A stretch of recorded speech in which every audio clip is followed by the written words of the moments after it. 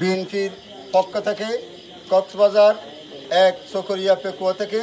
আমাদের জননন্দিত জননেতা জনাব আলহাজ সালাউদ্দিন আহমদকে এই চকরিয়া পেকুয়ার নমিনেশন দেওয়াতে আমরা খুব আনন্দ উল্লাসিত এবং আমরা আজ থেকে যে পর্যন্ত সালাউদ্দিন সাহেবকে ৭০-৮০ থেকে ৯০% ভোট দিতে না পারবো ততক্ষণ পর্যন্ত আমরা মাঠে থাকবো ইনশাআল্লাহ। আলহাজ সালাউদ্দিন আহমদ প্রার্থী হিসাবে নমিনেশন আমাদের নেতাকে ঘোষণা করেছে। সুতরাং আমরা শিলকালী ইউনিয়নের পক্ষ থেকে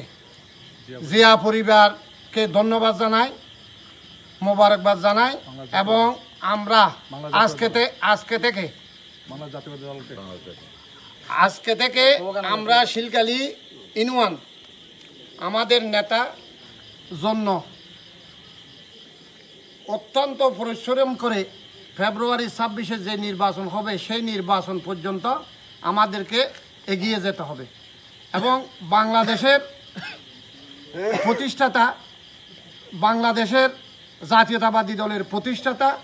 শহীদ প্রেসিডেন্ট জিয়াউর রহমানকে আমরা স্মরণ করি এবং তারেক জিয়াকে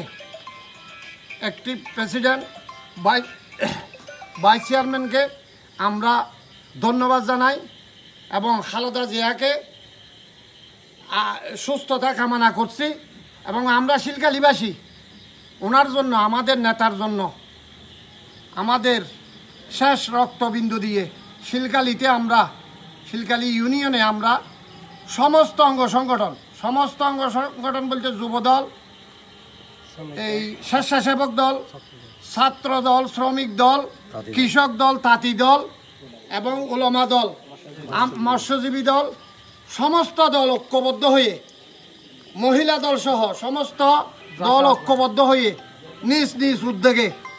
আমাদের নেতার জন্য আমরা